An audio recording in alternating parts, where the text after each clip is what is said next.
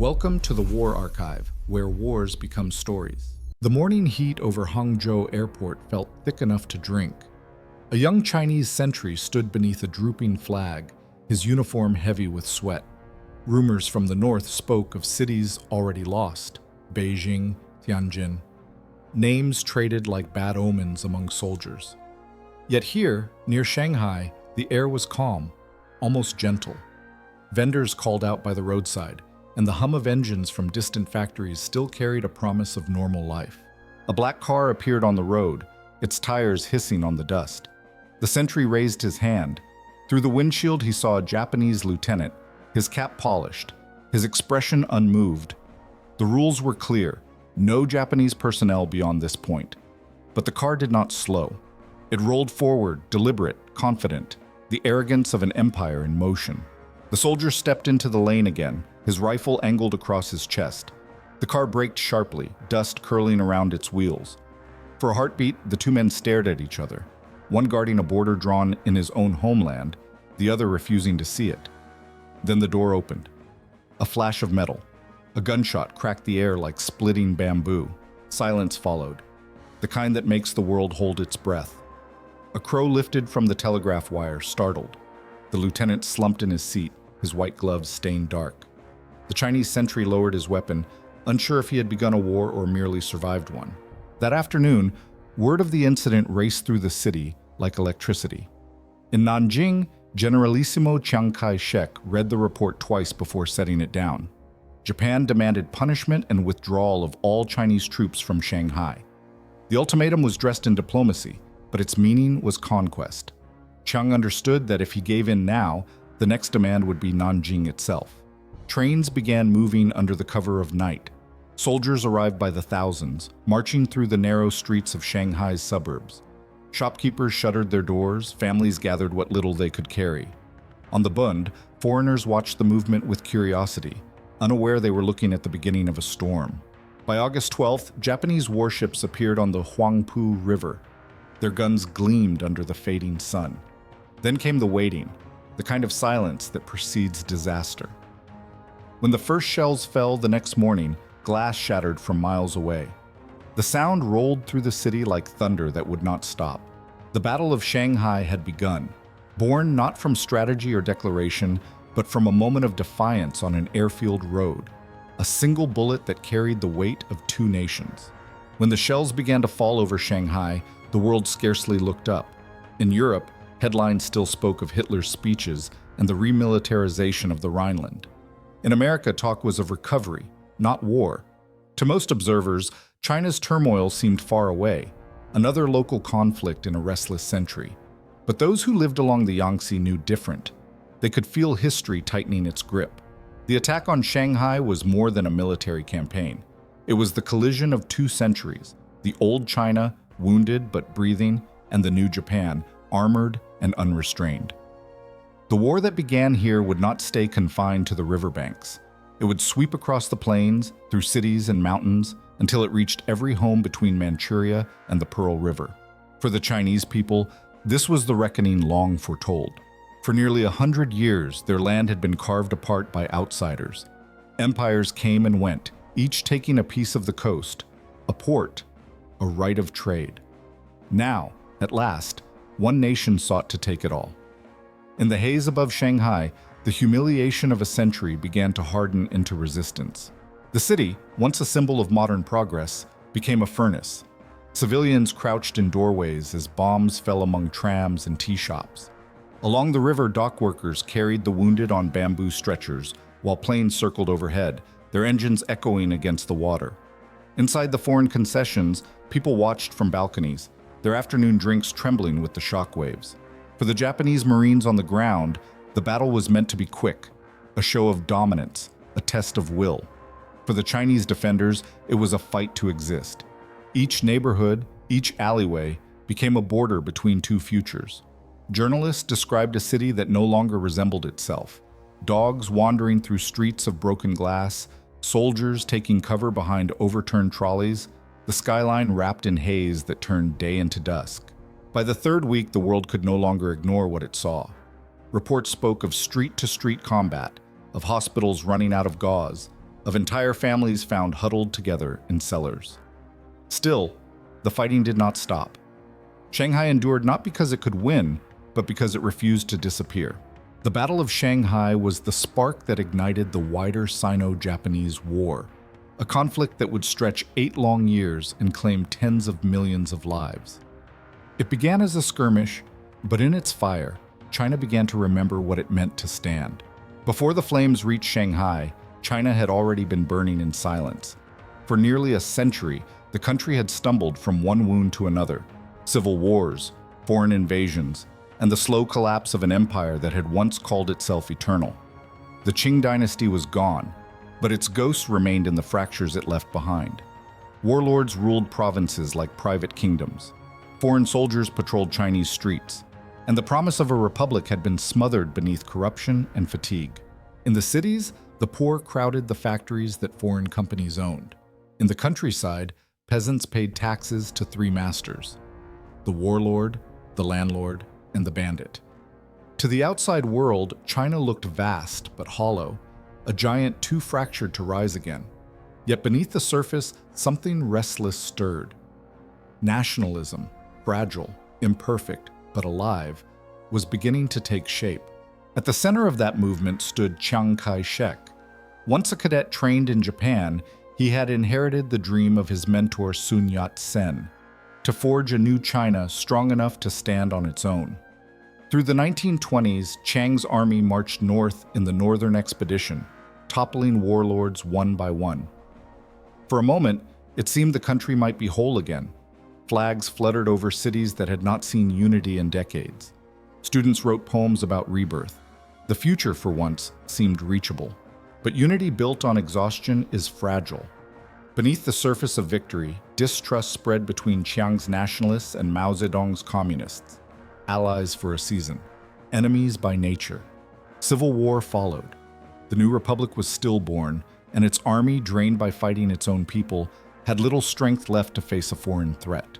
Japan saw all of this. From across the sea, its generals watched China's chaos with the patience of hunters. To them, China was a half-built wall ready to crumble at the first push. In their minds, it was not a question of if they would strike, but when.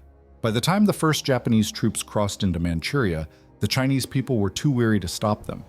Provinces fell without a fight. Governments signed away sovereignty for a brief illusion of peace. Newspapers called it the century of humiliation. But for those who lived it, it was simply life, heavy, endless, and uncertain.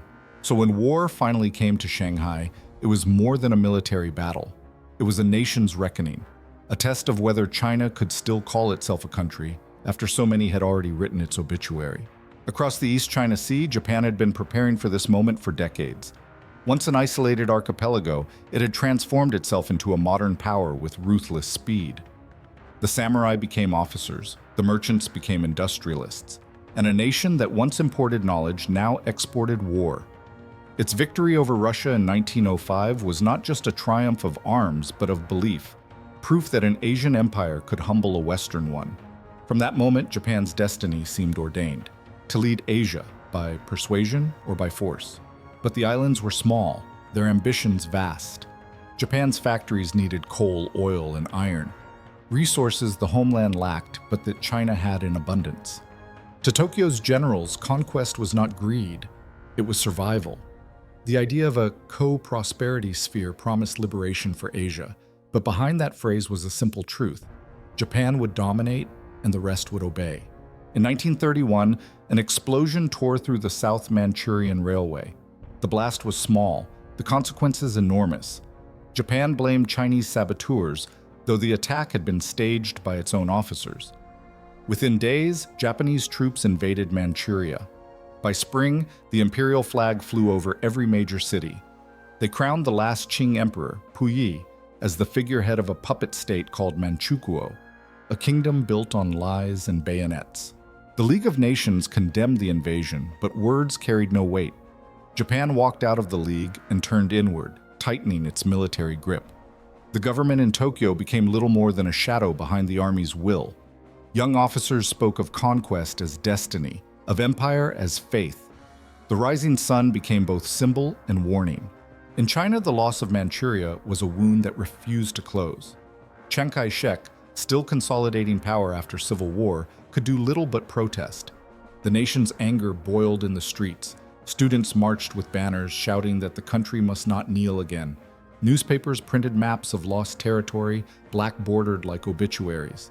Chang swore to rebuild the army, quietly, methodically, for the war he knew would come. For 5 years, a tense stillness held. Skirmishes flared along the border, near Reye, at the Great Wall, in the dusty plains of Hebei. Neither side declared war, but both prepared for it.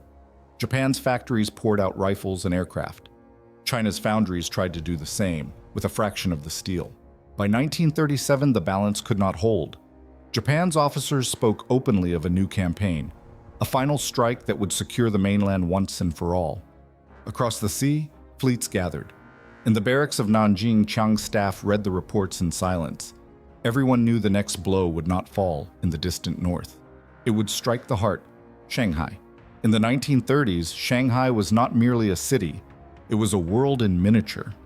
Along the Bund, neon lights glowed against the river at night, and jazz drifted from hotel rooftops. Streetcars rattled past vendors selling dumplings beside British banks. Western businessmen, Chinese merchants, and dock workers shared the same streets, but not the same world. The city was alive, brilliant, and divided. Foreign powers ruled its most prosperous districts. The British, French, and Americans had carved out their concessions decades earlier, patches of land where Chinese law held no authority. Japanese companies dominated the docks and factories. Outside these enclaves sprawled the Chinese city itself, a maze of crowded lanes where rickshaw drivers slept beside their carts and laborers lined up for rice at dawn. For the rich, Shanghai was the window to modernity. For the poor, it was a wall they could never climb. Still, to the Chinese Republic, Shanghai was proof that the nation could modernize, that it could stand beside the West. Its skyscrapers were symbols of ambition, its newspapers of intellect and progress. But beneath the bright signs and electric cables ran old wounds, the memory of lost sovereignty, the sight of foreign policemen directing traffic in a Chinese city. The humiliation was quiet but constant. To the Japanese Empire, Shanghai was more than a prize. It was a gateway. Control of its harbor meant access to the Yangtze River and the industrial arteries that fed central China. To seize it would be to cut the heart from the Republic. The Japanese Navy stationed gunboats in the harbor under the pretext of protecting nationals. Their officers walked the streets with practiced confidence, their uniforms reminders of who truly held the power. By the summer of 1937, tension shimmered like heat above the pavement. Chinese troops drilled discreetly outside the city. Japanese patrols grew bolder near the docks. In cafes and tea houses, people spoke in whispers about war. Foreign residents attended garden parties and debated whether it would come at all. Everyone sensed the balance could not last, yet no one wanted to be the first to break it. At night, Shanghai glowed as if nothing were wrong. The trams still ran, music still played. But beneath the rhythm of daily life, there was a different beat. The sound of soldiers marching on distant roads, moving closer each day. The world's most modern city was about to become its newest battlefield. The fuse that would ignite Shanghai was lit hundreds of miles away, near Beijing. On a humid night in July 1937, Japanese soldiers on maneuvers near the Polo Bridge claimed that one of their men had gone missing. They accused the Chinese garrison of kidnapping him, a lie, but one that served its purpose. When the Chinese refused to allow Japanese troops into the nearby town of Wanping, tempers flared. A single exchange of gunfire followed, and by morning war had begun without anyone saying the word. The so-called Polo Bridge incident gave Japan exactly what it wanted, an excuse to unleash its armies across northern China. Within weeks, their divisions rolled down the railway lines like clockwork. Planes bombed open fields and villages alike. Beijing fell in days. Tianjin soon after. The speed was breathtaking, the message unmistakable. The empire intended to claim China piece by piece, and no treaty would stop it. In Nanjing, Chiang Kai-shek faced a cruel dilemma. His armies were scattered and ill-equipped, still recovering from civil war. Some of his advisors begged him to negotiate. Others warned that retreat now would destroy what little faith the people still had in their government. Chang knew that every concession only invited another. "If we retreat again," he said, "we will have no country left to defend." Yet Chang also understood the scale of the threat. He tried diplomacy first: telegrams, appeals to the League of Nations, private requests to Britain and America. The answers were polite, empty, and useless. Europe was distracted by its own coming storm. No one would risk angering Japan over China. The silence from abroad confirmed what Chang already knew. This would be a lonely war. As summer deepened, Japanese columns swept further south. The imperial staff in Tokyo expected another quick victory, but they misread their opponent. Chiang had no intention of surrendering Beijing or Tianjin, not by fighting, but by diverting the war itself. If Japan wanted to crush China, then China would choose the battlefield. He ordered his generals to prepare the unthinkable: a confrontation in Shanghai. It was a gamble bordering on madness, to open a second front in one of the most populated, internationally visible cities in Asia.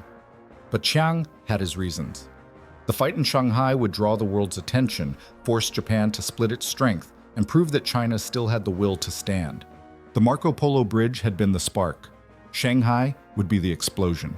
By early August 1937, Shanghai had become a city holding its breath. Patrols from both sides shadowed each other through narrow lanes, each encounter a thread waiting to snap. The newspapers called for calm, but the smell of gun oil lingered everywhere. Japanese Marines patrolled the docks with a sense of ownership, while Chinese soldiers watched from behind sandbags, ordered not to provoke. It felt less like peace than the pause before a storm. On August 9th, that storm finally broke. At Hangzhou Airport, just outside the city, a Japanese lieutenant named Isao Oyama tried to drive his car past a Chinese checkpoint without authorization. The guards moved to stop him. Witnesses later recalled the tension in the air. No shouting, just a standoff between two men who refused to yield. Then came a sudden gesture, a flash, and a gunshot that split the afternoon. When the smoke cleared, both the Japanese officer and a Chinese soldier were dead. It was a small tragedy on a small road, but within hours, it became something much larger. The Japanese consulate issued an ultimatum demanding that China punish those responsible and withdraw its troops from Shanghai altogether. The message was plain: submit or face war. Chiang Kai-shek read it with quiet fury. He knew this was not about justice, it was about control. To obey would mean surrendering China's most important city without firing a shot. Chang's response was measured, almost restrained. He ordered reinforcements toward Shanghai, though few yet understood the scale of what was coming. He told his commanders, "If we fight, the world will watch. Let them see us stand." Behind his calm words was a realization that this confrontation, however disastrous, might awaken sympathy abroad and unity at home. As the days passed, Shanghai's tension turned to tremor. Civilians saw troop trains rumbling through the outskirts, men in khaki marching toward the city's edge. Japanese ships anchored along the river, their turrets slowly rotating inland. Shopkeepers closed early. Foreigners peered from balconies, unsure whether to stay or flee. Somewhere out there, the line between peace and war was already fading. Then came the morning of August 13th. The air was still, the river quiet. A siren wailed, thin, uncertain. And then the first bombs fell. Buildings shook. Windows burst inward. The sky turned the color of ash. Civilians screamed, soldiers scattered, and the city that had once glittered with commerce became an inferno of debris and panic. The war had come to Shanghai, not through declaration or diplomacy, but through pride, impulse, and a single gunshot on an ordinary day. The first explosions rolled through Shanghai like thunder that refused to end. Japanese planes swept low over the rooftops, their engines roaring, their shadows cutting across the Huangpu River. Bombs fell in steady rhythm, flattening warehouses, markets, and homes alike. In the space of a morning, the city's heartbeat changed. From the clatter of trams to the pounding of artillery, Chiang Kai-shek had made his choice. Rather than abandon Shanghai, he threw his best divisions into the fight. Trains unloaded columns of soldiers in the suburbs, many of them young men from the interior who had never seen a modern city. They marched in silence past neon signs and empty cafes, their bayonets catching the reflection of shop windows now boarded shut. Some looked up at the tall foreign buildings and murmured that this was what they were fighting for. A China that could stand beside the world, not beneath it. The Japanese struck first at the northern districts, where their Marines already held fortified positions. Naval guns from warships anchored in the harbor began pounding the Chinese lines. Streets vanished under smoke. But the defenders held, surprising even their own commanders. From factory roofs and church towers, Chinese marksmen fired back. Mortars coughed from alleyways. For every block lost, another was retaken by nightfall. The first days were chaos. Too many fronts, too little communication. Chinese troops often fought without maps, using the sound of gunfire to guide them. Orders were handwritten on scraps of paper, passed from runner to runner through the ruins. Civilians helped carry ammunition, drag the wounded, or dig makeshift trenches in the streets where they once sold vegetables. The city itself became a weapon. Its walls, its bridges, its basements turned into strongholds. Foreign observers watched in disbelief. From the windows of the international settlement, they saw battles raging just across the creek, smoke coiled upward in dark columns, drifting toward the foreign concessions where life still went on. Trams ran, tea was poured, orchestras played at night. The contrast was obscene, one half of the city in flames, the other sipping gin by candlelight. By the end of the first week, Shanghai was no longer a city, but a maze of barricades. The Huangpu River, once crowded with merchant ships, now carried the wreckage of gunboats and bodies. Every street name the reporters wrote would soon be erased. What had begun as a border incident had become one of the largest battles Asia had ever seen. For the soldiers of both sides, there was no turning back. The fight for Shanghai had become a struggle not for land, but for endurance. To see who would break first. On paper, the National Revolutionary Army looked formidable. 500,000 men, rows of rifles, banners flying over steel helmets. But paper lied. Behind those numbers were boys who had never fired a bullet, farmers pulled from their fields, and weapons left over from another generation's war. Many soldiers carried only a rifle and a pouch of bullets. Some shared their guns, waiting for the man in front to fall before picking it up. Still, Chiang Kai-shek had a handful of divisions that stood apart, his pride and his gamble. They had been trained by German officers, drilled to European precision, and equipped with real helmets, mortars, and machine guns. The 87th and 88th Divisions were the core of his army, men who believed they were fighting not just for survival, but for China's rebirth. In their crisp uniforms, they looked the part of a modern nation. But appearance would soon meet fire. Across the river, the Japanese were everything the Chinese hoped to become: disciplined, mechanized, and confident. Their aircraft prowled the skies, their warships turned the river into an artillery line. Their soldiers moved with brutal efficiency, veterans of Manchuria and Korea. To them, this was not a war of equals. It was an operation, a step in a larger plan. And yet, the Chinese fought like people with nothing left to lose. They turned factories into fortresses, stacking sandbags in windows, hammering steel doors into barricades. Workers handed out Molotovs made from beer bottles. Students carried stretchers through the gunfire. Even the city itself seemed to resist. Streets too narrow for tanks, walls too thick for quick victory. For weeks, the Japanese bombarded the northern districts. But every morning they found the Chinese still there. The defenders fought block by block, floor by floor, until the smoke hid the difference between soldier and ruin. A British journalist described it as a war fought with hands as much as weapons. By late August, the front lines had hardly moved. Neither side could claim progress, only exhaustion. The Japanese commander called in reinforcements from sea. 3 full divisions to land north of the city and cut the Chinese lines. It was an admission that Shanghai would not fall easily. For the men in the trenches, that knowledge changed nothing. They were no longer fighting for strategy or headlines.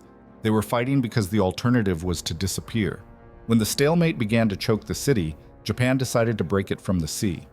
On August 23rd, under a gray sky thick with salt and smoke, 3 divisions of Japanese troops began their landing north of Shanghai, near Wusong. The bay was crowded with warships, their guns roaring in rhythm, tearing open the shoreline. From the decks, landing barges spilled into the waves, packed with soldiers clutching rifles wrapped in oilcloth. It was meant to be swift, decisive, a hammer blow to end the stalemate. But the Chinese had seen it coming. Trenches zigzagged through the villages along the coast. Behind walls of sandbags and broken furniture, soldiers from the 18th Army waited, their faces streaked with soot. When the first wave of Japanese troops reached the shallows, the rifles opened up. The flat land offered no cover. Men fell into the water, their helmets vanishing beneath the tide. Still, the Japanese kept coming, stepping over bodies to reach the shore. Artillery thundered from both sides.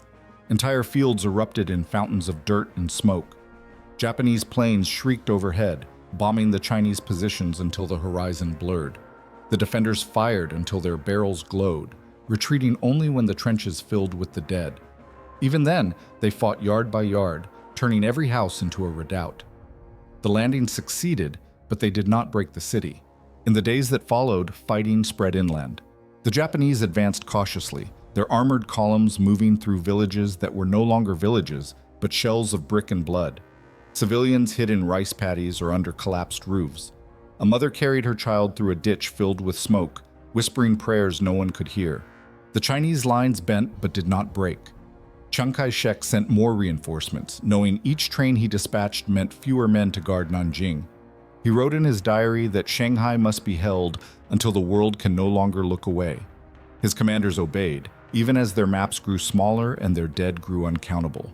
By early September, the Japanese had established a foothold north of the city, but victory eluded them. Every village took days to capture. Every road exacted its toll. The front became a shifting sea of exhaustion, men too tired to stand fighting over ground that neither side could hold for long. The landing at Wusong was supposed to end the battle. Instead, it expanded it. Shanghai had become a furnace that swallowed both armies whole. 9 kilometers north of Shanghai, the village of Luodian sat among rice fields and canals, a quiet patch of earth that meant little until the armies arrived.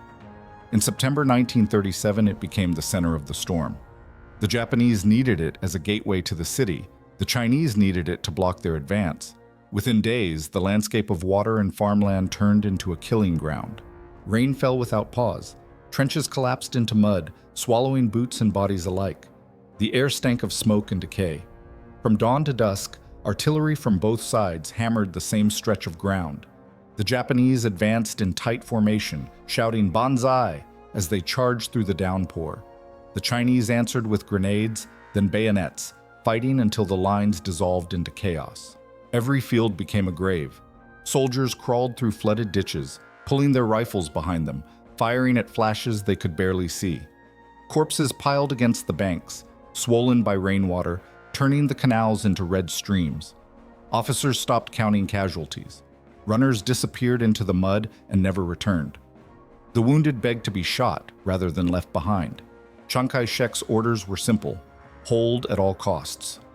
Reinforcements poured in, sometimes arriving just as the men they replaced were buried. Entire battalions were wiped out before their names reached headquarters.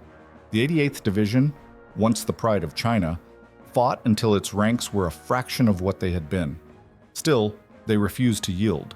The Japanese, frustrated by the resistance, unleashed everything they had: naval artillery, tanks, and waves of bombers.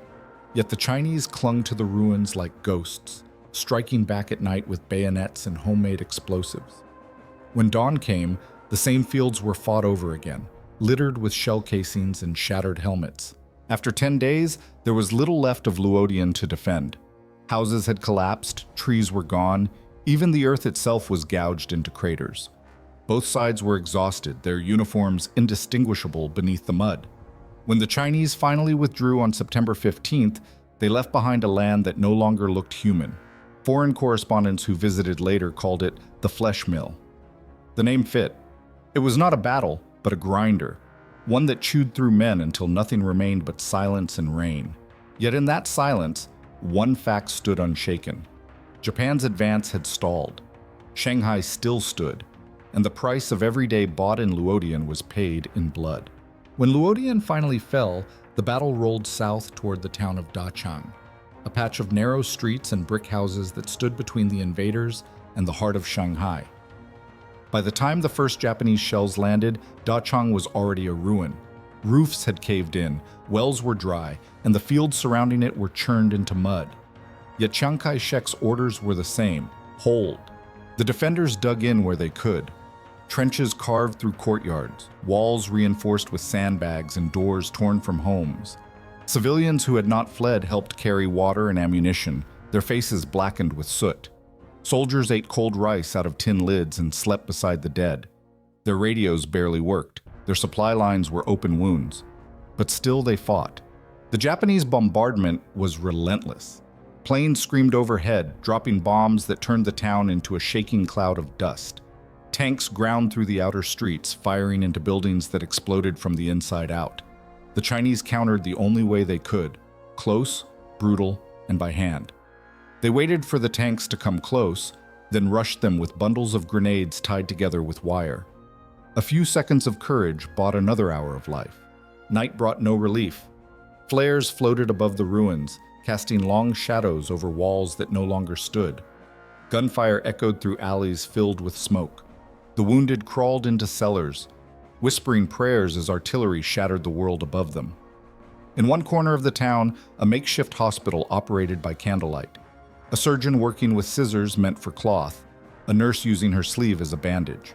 By mid-October, Chang was no longer a town but a skeleton. Streets had disappeared under rubble. Entire companies vanished in a day. The Japanese threw in wave after wave of infantry, each one stepping over the fallen. The Chinese resisted until their rifles ran dry, then fought with shovels and bayonets. They had no illusions left, only duty. When the final order to withdraw came on October 25th, it felt like betrayal and mercy at once. The survivors moved silently through the ruins, their boots splashing in water mixed with ash.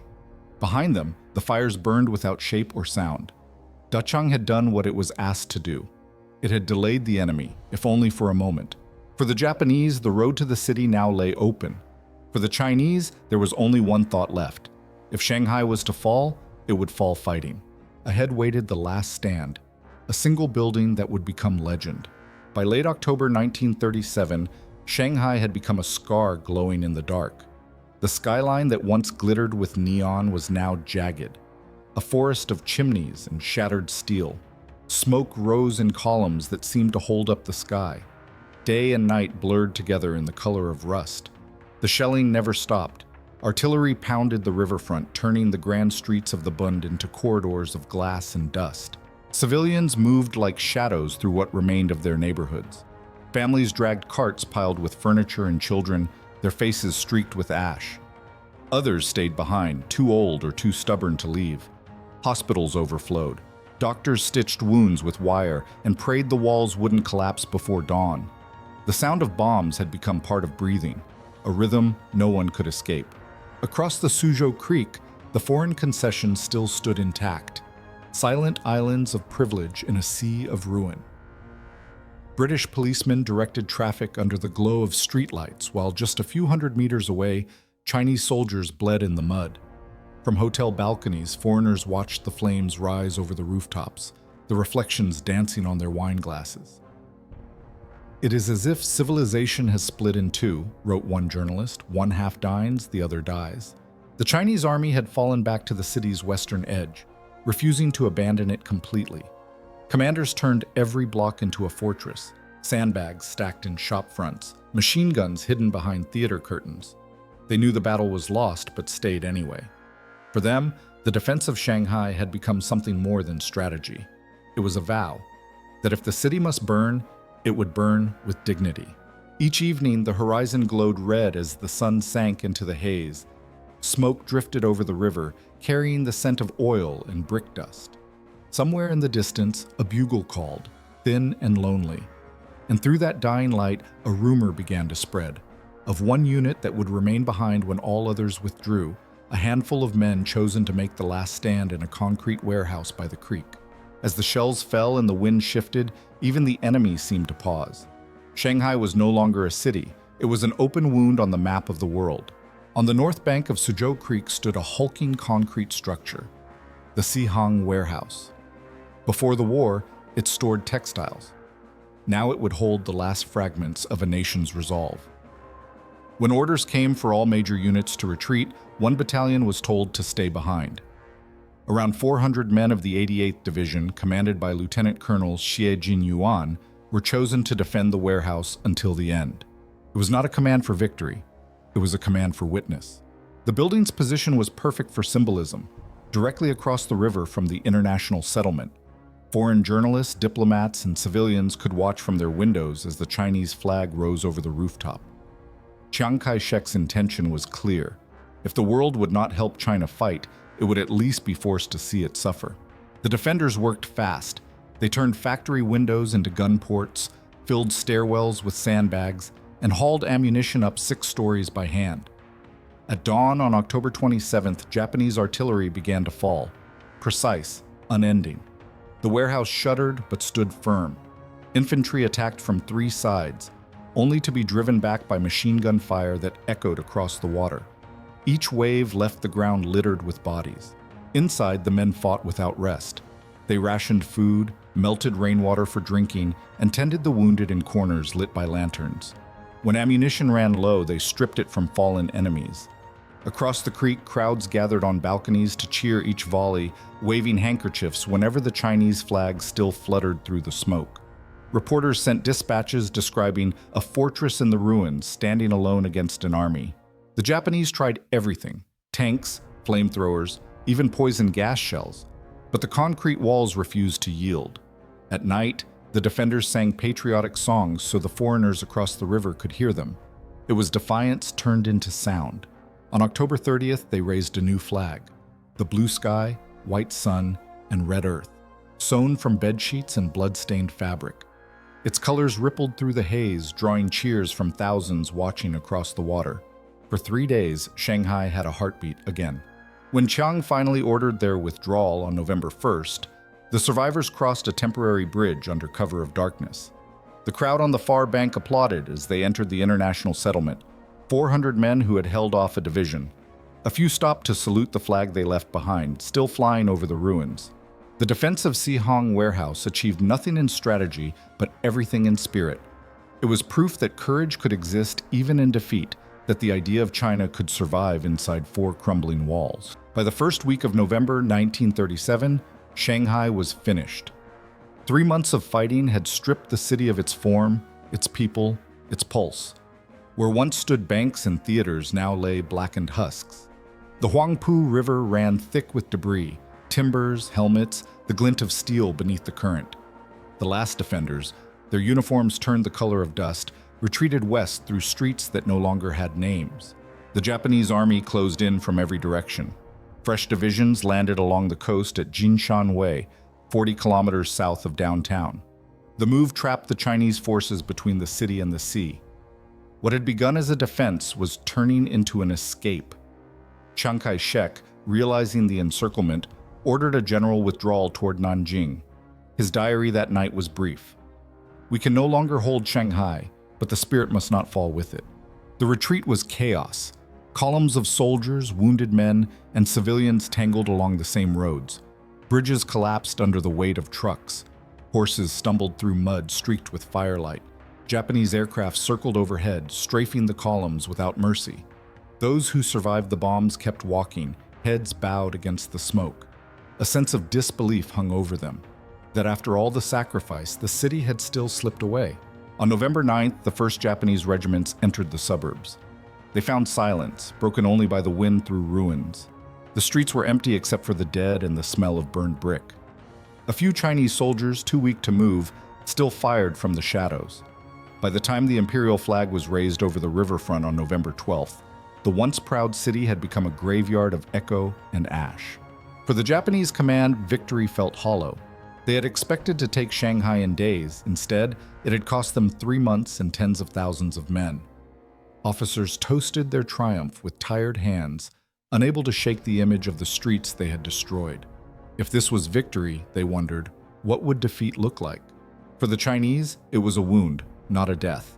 They had proven something no treaty or foreign power could deny, that they could stand against one of the strongest armies in the world and make it bleed. Shanghai was lost, but its defiance had been seen. The world, once indifferent, had been forced to look east and witness the price of China's survival. As the last train pulled away from the smoking city, an officer turned to look back through the haze. "We have lost Shanghai," he said quietly, "but not China." Ahead of them lay Nanjing and the next storm. The retreat from Shanghai was less an organized withdrawal than a slow unraveling. Roads once alive with commerce were now endless processions of soldiers, refugees, and carts piled high with what little people could carry. The air smelled of wet earth and exhaustion. Smoke from the ruined city still hung on the horizon, following them like a ghost. Every step eastward toward Nanjing felt heavier than the last.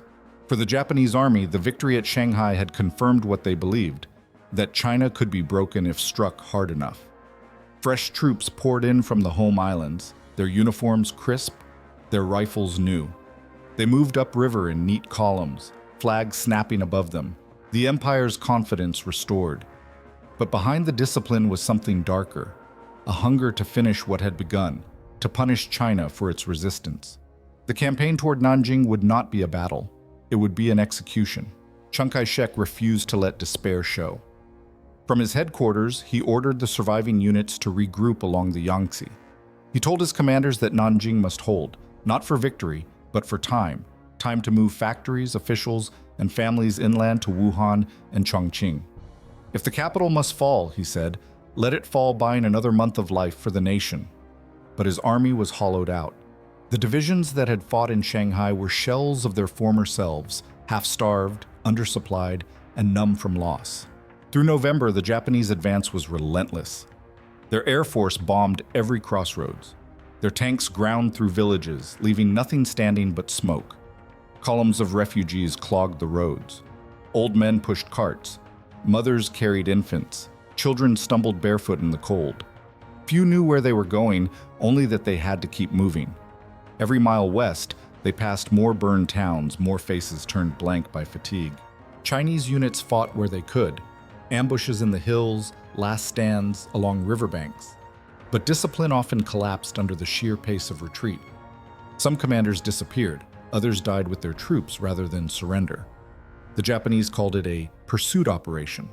The Chinese called it survival. By early December, the capital's walls appeared on the horizon, their ancient stones catching the low winter light. Inside Nanjing, the air was thick with panic. Civilians dug trenches in the parks. Students were issued rifles older than their fathers.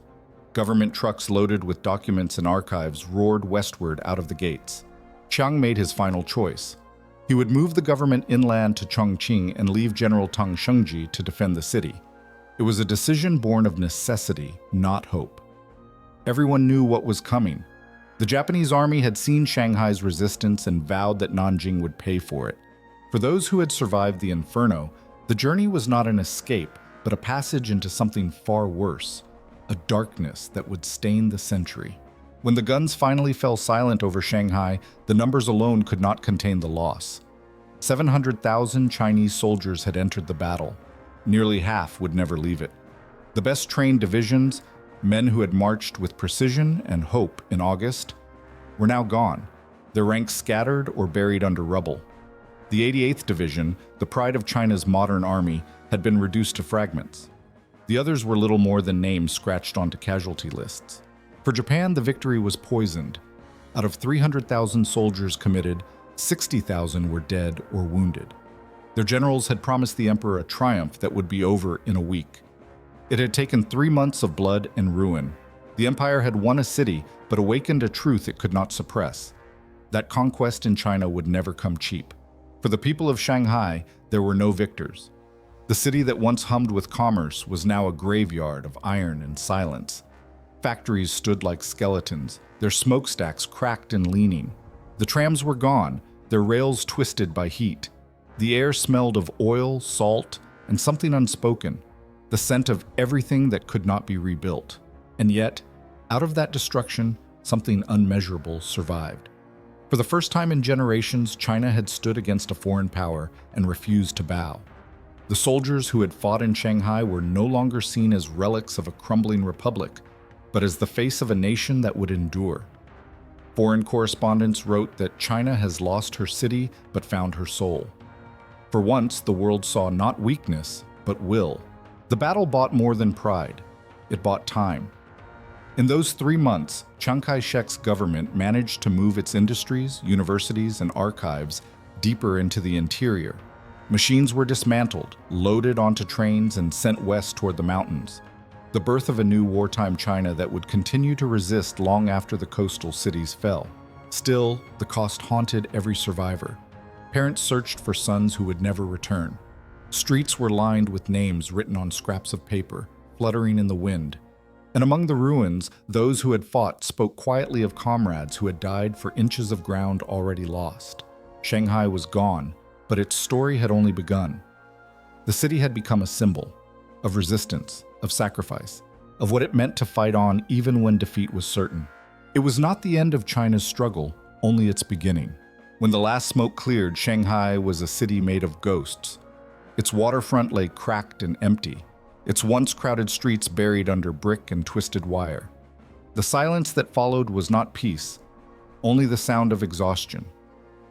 But from those ruins came something Japan had not intended to create, a nation that finally understood itself.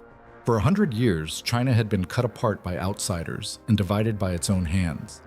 Warlords, treaties, and foreign flags had told its people they were too weak to stand. The Battle of Shanghai shattered that lie. For 3 months, China had met modern war head-on, unprepared, outgunned, and still unbroken. The cost was unbearable, but the message was unmistakable. China could resist, and it would. Foreign correspondents who had doubted the country's unity wrote differently after Shanghai. Their reports spoke of men fighting street by street, of civilians hauling ammunition through fire, of a flag that refused to fall.